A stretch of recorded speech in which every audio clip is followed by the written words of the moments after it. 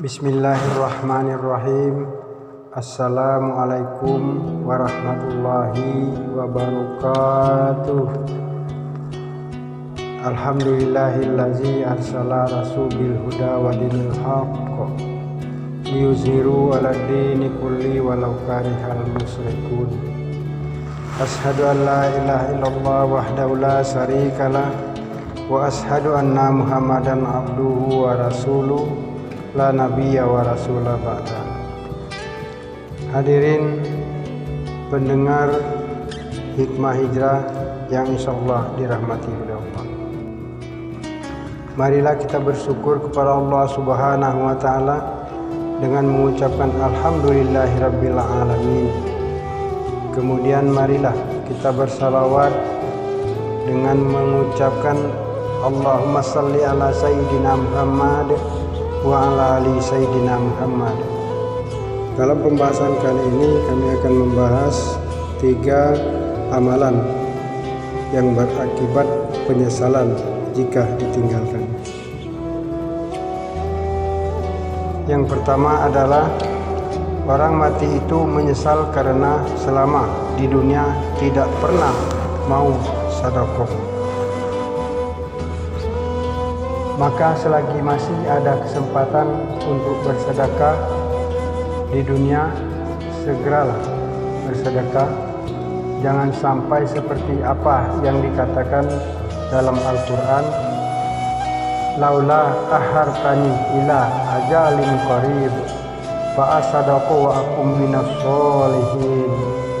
Mengapa engkau tidak menangguhkan kematianku sampai waktu yang dekat, yang menyebabkan aku dapat bersedekah dan aku termasuk orang-orang yang soleh. Quran Surat Al-Munafikun ayat 10. Ya Allah, jika engkau tambah umurku, tapi umur tidak bisa ditambah, karena umur bukan untuk diperpanjang atau ditunda. Kalau kematian sudah akan datang, tidak satupun yang bisa menahannya. Walikulli ummatin ajal wa iza jaa ajaluhum la yastakhiru nasa'ah wala yastaqdimun. Kalau ajal sudah sampai, maka tidak dapat ditunda walaupun sesaat, dan juga tidak dapat dimajukan walaupun sesaat. Quran Surat Al-A'raf ayat 34. Yang kedua adalah tidak mau mendengar peringatan. Wa qalu law kunna nasma'u au naqilu ma kunna fi ashabis sa'ir. Andai kami mau mendengar, andai kami mau berpikir, kami tidak akan menjadi penghuni neraka sa'ir. Ada neraka jahanam, ada neraka sakar, dan ada neraka satu khusus, neraka yang namanya neraka sa'ir, yaitu neraka yang ditempati oleh orang-orang yang tidak mau mendengarkan pengajian. Wa qalu law kunna nasma'. Andai kami mau mendengar, andai kami mau berpikir, maka tidak mungkin kami masuk ke dalam neraka sa'ir. Mengapa? Karena mereka masih bergelimang dengan narkoba, masih bergelimang dengan perbuatan zina, dan masih bergelimang dengan perbuatan maksiat lainnya. Maka gunakanlah telinga. Adapun bagi kawan-kawan kita yang belum menggunakan telinganya, maka ajalah dia menggunakan telinganya. Kirimlah kepada mereka video-video yang hak, bukan yang hoax. Kita tebarkan kasih sayang, bukan menebarkan kebencian. Menebarkan rahmatan lil alamin, bukan menebarkan laknat, caci maki, dan sumpah serapah.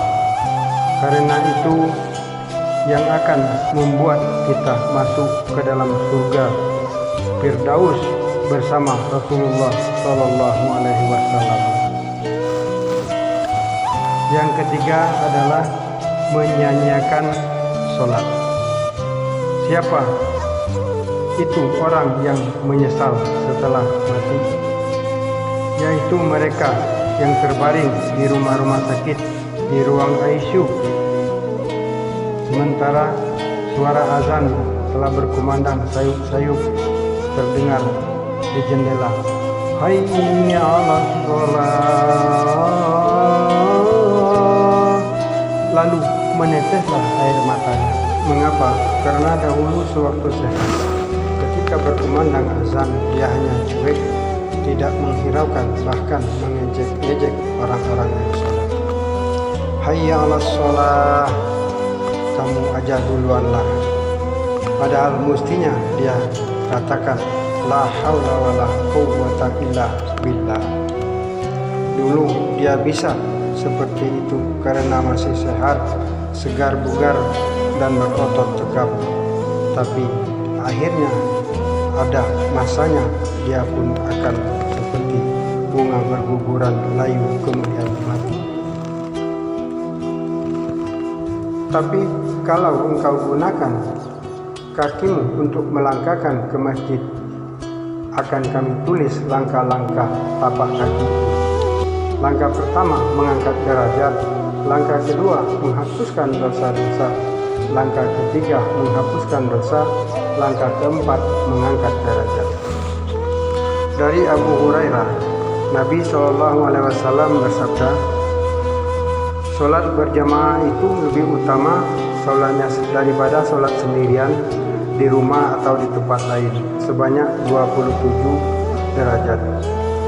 Jika salah seorang dari kalian berwudu lalu membaguskan wudunya, kemudian mendatangi masjid dengan tidak ada tujuan lain kecuali sholat, maka tidak ada langkah yang akan dilakukannya kecuali Allah akan mengangkatnya 1 derajat dan menghapus darinya 1 kesalahan hingga dia memasuki masjid.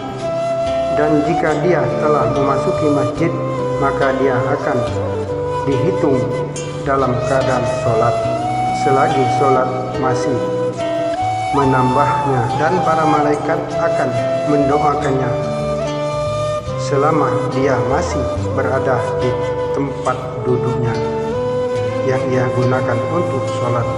Ya Allah, ampunkanlah dia. Ya Allah, rahmatilah dia selama dia juga belum berhadas.